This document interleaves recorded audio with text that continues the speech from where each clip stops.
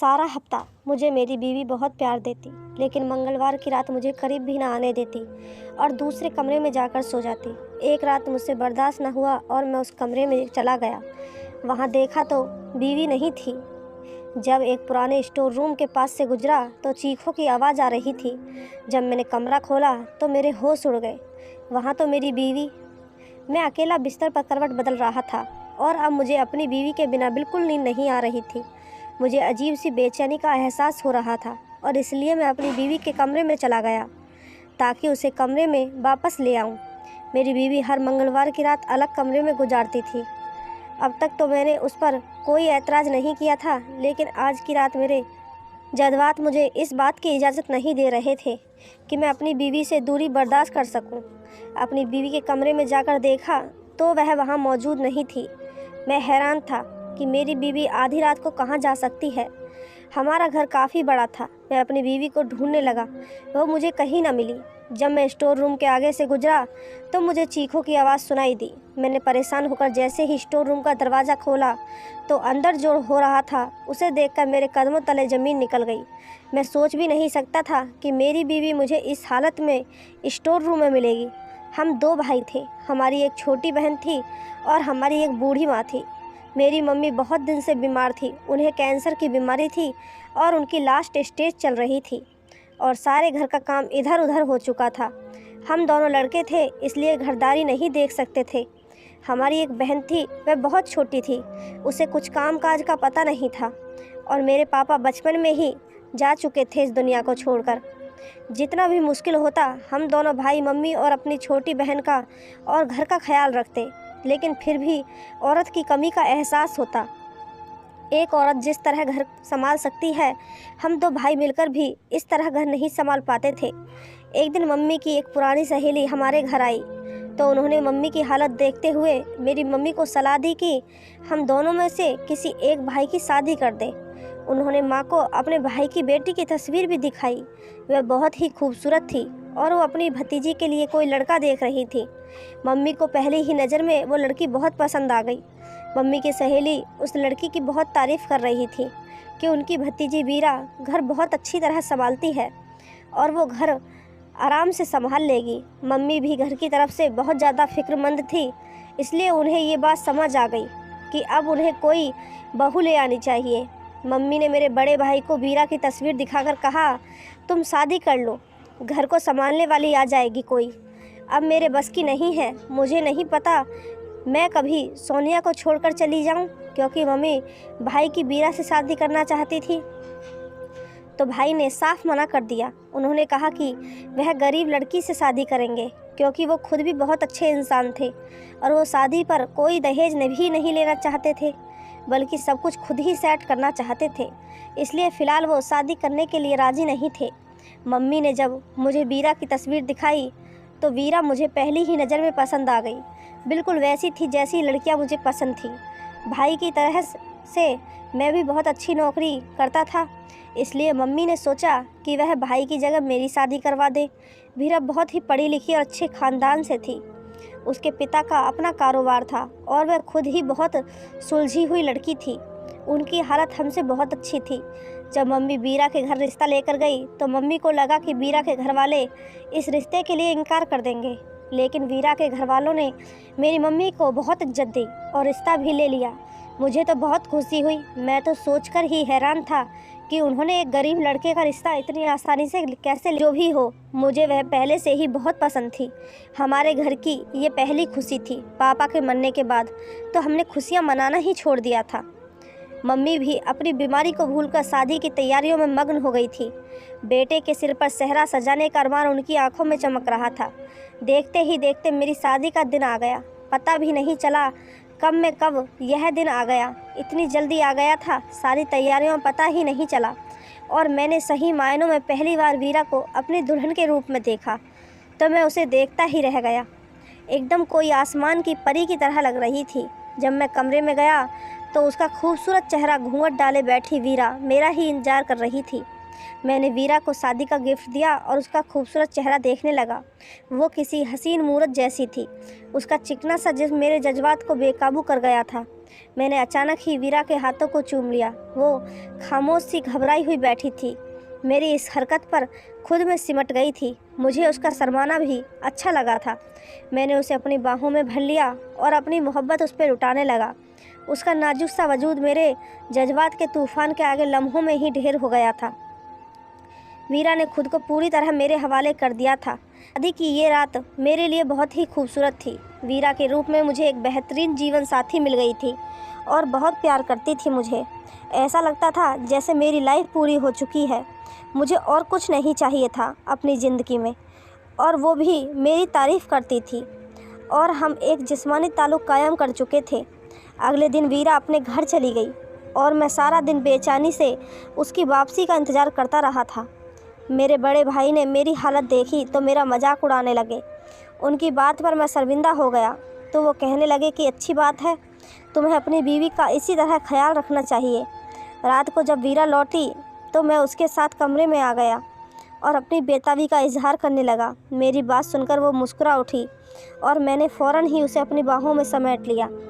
मेरी और वीरा की शादी को 8 दिन ही गुजरे रहे थे कि वीरा ने सारे घर की जिम्मेदारी उठा ली। वाकई में ही वह घरेलू कामकाज में बहुत अच्छी थी। मम्मी तो वीरा के कामकाज और उसकी जिम्मेदारी से इतनी खुश हुई थी कि उन्होंने सारे घर की जिम्मेदारी खुशी खुशी वीरा के हवाले कर दी। भाई तो वीरा के सामने भी आने से कतराते थे। वो वीरा से पर्दा करने की कोशिश करते और अपनी नज़रें झुकाए रखते। अपने सारे काम भी खुद ही किया करते थे। वीरा से किसी काम की कभी ना कहते। वीरा भी घर के माहौल से पूरी तरह वाकिफ़ हो गई थी। एक दिन वो कहने लगी कि मैं मंगलवार की रात अलग कमरे में गुजारा करूंगी। मैंने ये मन्नत मांग रखी है। मैंने कहा ठीक है, अगर ये तुम्हारी मन्नत है तो मुझे कोई ऐतराज़ नहीं है, लेकिन तुम्हारी गैर मौजूदगी मेरे लिए मुश्किल है। मैं तुमसे दूरी बर्दाश्त नहीं कर सकता। मेरी बात सुन के वो कहने लगी कि उसके लिए भी मेरी जुदाई बर्दाश्त करना कोई आसान बात नहीं है, लेकिन हम दोनों एक ही घर में हैं और मैं बस एक ही रात अलग गुजारा करूँगी। मैं उसकी बात मान गया और फिर एक दिन मैंने अपनी पत्नी को आंखों से कुछ ऐसा करते देखा जिसने मुझे अंदर तक झंझोड़ कर रख दिया था। मैंने गुस्से में उसे घर से निकाल दिया। वह मुझे फ़ोन करती रही लेकिन मैं उसका फ़ोन नहीं उठाता। मम्मी बार बार वीरा के बारे में सवाल कर रही थी, ये वीरा कब वापस आएगी। मम्मी को भी वीरा की आदत हो चुकी थी। वीरा इस तरह मम्मी का ख्याल रखती कि मम्मी उसे सगी बेटी की तरह प्यार करने लगी थी। एक शाम मैं दफ्तर से घर लौटा।